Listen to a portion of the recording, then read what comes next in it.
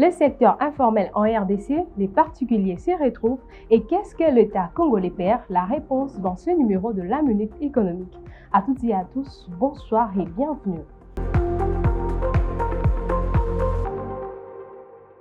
Le secteur informel. Un secteur informel est un secteur qui échappe au contrôle et à la régulation de l'État. Qui sont les personnes qui œuvrent dans ce secteur? Quelles sont leurs difficultés et comment font-ils pour s'en sortir sans aucun appui de l'État? Et qu'est-ce que l'État congolais perd tout en laissant ces secteurs incontrôlés? Dans ce secteur, on retrouve le couturier, les cordonniers, les menuisiers, etc. CCB Niva Rodrigue, économiste, répond aux questions suivantes. C'est quoi le secteur informel? Quelles sont ses caractéristiques? Qui sont les personnes qui œuvrent dans ces secteurs? Quelles sont leurs difficultés? Quels sont les avantages et inconvénients de ce secteur? Comment l'État peut procéder à la structuration de ces secteurs? Comment l'État peut procéder à la structuration de ces secteurs?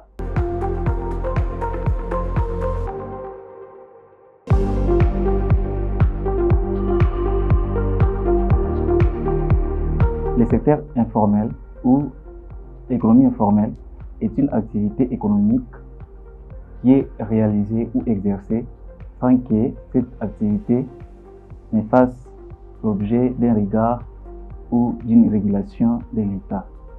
En français, facile, cela veut dire quoi?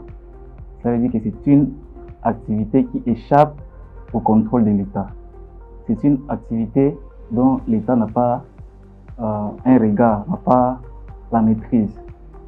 L'État laisse les particuliers exercer comme bon les semble.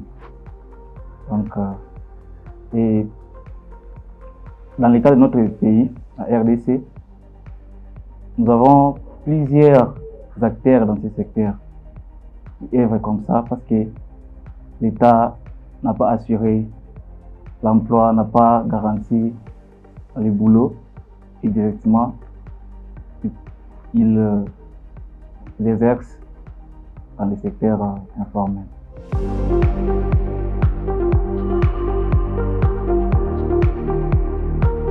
Pour pouvoir caractériser ce secteur, il faut considérer la capacité productrice des entreprises. C'est-à-dire quoi? Ce sont des entreprises de petite taille. Ce ne sont pas des grandes entreprises qui œuvrent dans ce secteur-là. Ce sont des particuliers, comme les mamans maraîchères, comme tous ces mondes qui œuvrent de manière individuelle ou particulière. Donc, ce sont ces gens-là, quelqu'un comme un couturier, une couturière qui a ouvert sa maison de couture pour coudre les habits. Mais cette activité n'est pas contrôlée par l'État. Même si cette maman s'est fait beaucoup d'argent, cet argent reste seulement pour cette maman. Si cette activité détruit l'environnement, détruit par exemple les concurrents, il n'y a pas quelqu'un pour pouvoir réguler, pour pouvoir dire non, il faut faire ça, il faut faire ça. Non.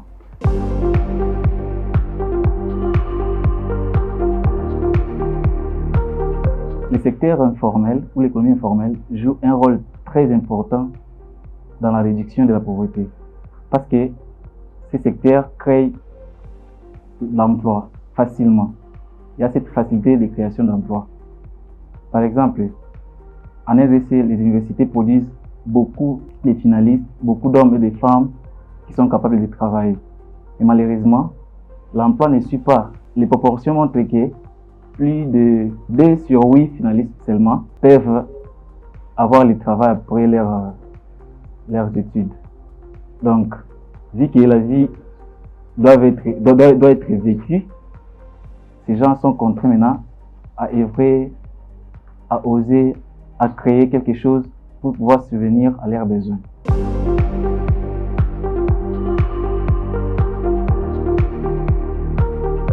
En ce qui concerne les avantages du secteur informel, comme je disais tantôt, c'est la création des emplois. La création des emplois, la flexibilité, soit la souplicité. Quelqu'un qui se lève comme ça le matin, il a une petite somme là de $500 Il n'a pas besoin d'avoir beaucoup de conditionnements, beaucoup de tralala pour pouvoir investir. Il peut se lever un bon matin comme ça, avec son courage seulement. Il crée quelque chose et ça marche aussi. Ça lui permet de survivre, même faire survivre sa famille.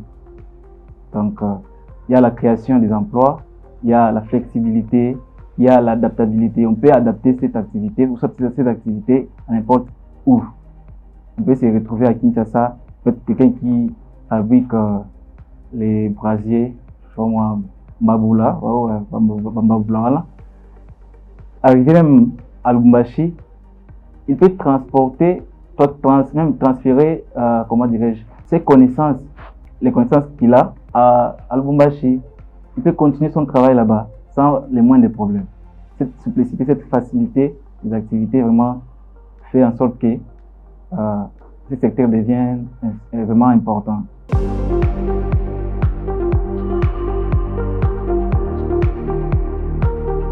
Pour ce qui est des inconvénients du secteur informel, il est clair et évident qu'il y a absence de la protection sociale. C'est-à-dire que ces gens qui travaillent dans le secteur informel manquent un mécanisme de soutien ou de sécurité. Si par exemple un d'entre eux tombe malade, il n'y a pas un hôpital qui peut assurer, de par leur travail, assurer leur traitement convenablement, comme c'est le cas dans les entreprises formelles ou dans les entreprises publiques. Et après cela, il n'y a pas un mécanisme de retraite, comme on le voit avec l'État qui assure la retraite des agents, même les privés qui sont dans les formels, vraiment, qui œuvrent dans les formels, assurent aussi leurs agents en ce qui concerne la retraite. Mais dans les secteurs informels, il n'y en a pas. Tu entres facilement et tu sors par la mort, peut-être s'il n'y a pas encadrement de l'État, tu sors par la mort.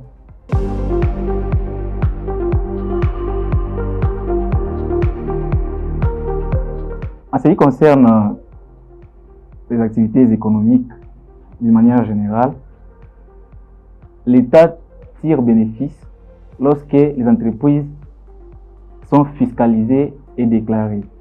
Cela veut dire quoi? Lorsque l'administration fiscale retire les taxes et impôts, cela permet à l'État de disposer des moyens. Mais fort malheureusement dans ce secteur, l'État ne tire aucun gain, aucun bénéfice, parce que ce secteur n'est pas régulé. Il n'y a pas une loi qui régit ce secteur-là, qui régit les activités dans ce secteur. Ce qui fait que l'État est en train de perdre des millions par cette forme, je peux dire, d'évasion fiscale. Donc, les acteurs de ce secteur profitent de la faiblesse de l'État parce qu'il n'y a pas une loi qui les contraigne pour pouvoir payer les impôts, pouvoir payer les taxes, et ils en profitent comme ça, et l'État se retrouve perdant. Donc vraiment l'État doit faire quelque chose de très important pour pouvoir encadrer, faire enregistrer même ces petites unités de production, en sorte que lorsque ces entreprises vont entrer dans les formels, elles vont commencer à payer l'impôt, à payer les taxes, et cela va profiter à l'État. Mais aussi longtemps que l'État ne formalise pas, soit n'enregistre pas ces unités de production, ces entreprises-là, l'État perd les recettes, vraiment, en termes de millions, pas en termes de milliers, en termes de millions, même des milliards. Parce que retenez ceci, ce n'est pas seulement une petite entreprise qui œuvre dans les formels. Il y a aussi des grandes entreprises mais qui, lorsque les activités ne sont pas réglementées, ne sont pas déclarées, fiscalisées, l'État perd l'argent, perd les recettes.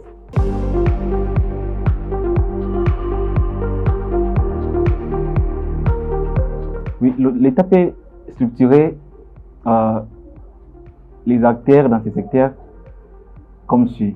On peut procéder par l'enregistrement de ces unités de production. Quand bien même elles sont petites, l'État peut structurer cela pour que cela permette à ces gens de pouvoir mieux évoluer.